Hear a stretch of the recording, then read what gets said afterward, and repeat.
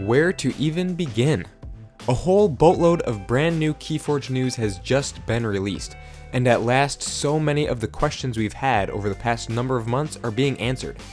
To start things off, the IP and publishing rights for the game of KeyForge are no longer in the hands of Aembermedes, but have instead been acquired by Ghost Galaxy, who, by the sounds of things, will be spearheading the development and release of KeyForge from here on out. Ghost Galaxy was founded by Christian T. Peterson, also the original founder of Fantasy Flight Games, and who also happens to be one of the very first people that Richard Garfield pitched KeyForge to, so it sounds as though the game is in very good hands. From the article describing some of the details of this shift, it looks like Christian T. Peterson has an incredible group of designers with him to continue pushing KeyForge forward, including the all-important technology team behind the game's implementation itself. In another article by Ghost Galaxy, we've been given some information on what the future of KeyForge will look like. As we all know, the pandemic and the loss of the algorithm hit KeyForge really hard, but it seems, with the acquisition of KeyForge by Ghost Galaxy, the game will finally be able to get back on its feet again, after a long and painful hiatus. This new article specifies a few areas in which the game needs work done on it. The software engine, or the algorithm, is at the top of the list, and the article assures us that work is being done on it, although it's still months away from complete restoration. So we still have some waiting to do, but the work has begun.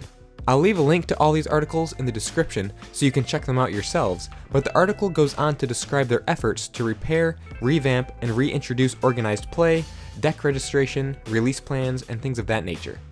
The bit about organized play in particular states that they will be streamlining and condensing competitive play to simplify things and make them a little less confusing. One of the most encouraging things to see in this list, however, is the entry for player communications. It reads, "We will be working to provide players with frequent communications related to our KeyForge plans, including previews of new products such as Winds of Exchange, game rules updates, and other information. We hope to create a FAQ for the KeyForge transition in the days to come." As a fan base who has suffered quite a bit from lack of communication, this is music to our ears, and I can't wait to hear what further updates they have for us. The third, last article shared with us by Ghost Galaxy contains some really cool details regarding the 6th set, Winds of Exchange, including a few mechanics of the set and a lot of spoilers. The big new mechanic introduced to KeyForge with this set is that of token creatures. When you open your deck, you'll get one reference card for that deck's token creature. Each house has a pool of different token creatures it can pull from, and the token creature your deck ends up with will, of course, be affected by which houses are in your deck. So your deck will only have one reference card, showing which token creature your deck ended up with, that you'll be making when instructed to do so. When a card's effect instructs you to make a token creature, you'll take the top card of your deck and place it face down in your battle line to represent that token creature, the token creature you make being the one on your reference card, that you'll refer to know what your token creature does. Essentially, the reference card itself will never enter play, but when you make a token creature, the face down card will represent the token creature on the reference card. The article released a whole bunch of spoilers for different token creatures and cards that interact with them. My next video will analyze these mechanics and spoilers in more detail, but for now we can skim through them. They focused mainly on Mars-related stuff, since Mars, along with Brobnar, is the long-awaited returning house.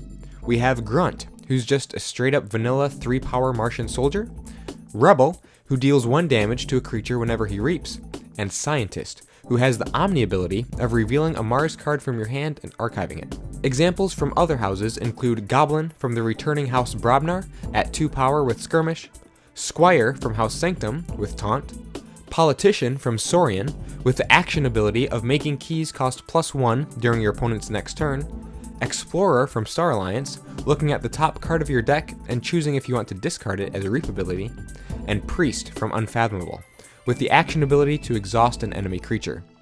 And lastly, there's a token creature spoiler for the brand new house, Complex of Echodon, as well, the 1-power merchant who reads, action, steal 1 ember, destroy merchant. Also spoiled are a few cards that make token creatures. In Mars we have the very simple Mark II generator, which has an action ability that just straight up allows you to make a token creature. There's also Space Invaders, which reads, reveal any number of creatures from your hand. Put each creature revealed this way into play face down as a token creature. Remember, under normal circumstances, making a token creature means taking the top card of your deck and placing it face down in your battle line. But in the case of Space Invaders, it looks like there will be other ways of making token creatures as well. I'm definitely excited to see cards from other houses that interact with token creatures and how they're made. Some cards will always come with a certain token creature that plays into their ability. For example, Blorb Hive always comes with the token creature Blorb, thus making Blorb the token creature for that deck. Blorb reads, Blorb cannot reap. Destroyed, return Blorb Hive from your discard pile to your hand. Blorb Hive reads, Omni, destroy friendly creature. If you do, make 2 Blorbs. Then, if you control 10 or more Blorbs, destroy Blorb Hive and forge a key at no cost. According to the article, each house will have one rare card that always comes with a certain token creature, and in the case of House Mars, it's the Blorb Hive. In my next video, I'll dive into these spoilers in a whole lot more detail, but for now, that's all I've got. It's incredible to hear news about the direction KeyForge is heading, and I personally have high hopes for the revival of this game. Please, in the comments, let me know what you guys think about all this, about Ghost Galaxy's acquisition of KeyForge, the evolution of the game moving forward, and the whole token creature mechanic. I'll leave links to the brand new KeyForge website and all the articles talked about in this video in the description below. Thank you all so much for watching, and I can't wait to see you all again in the next one. See you later.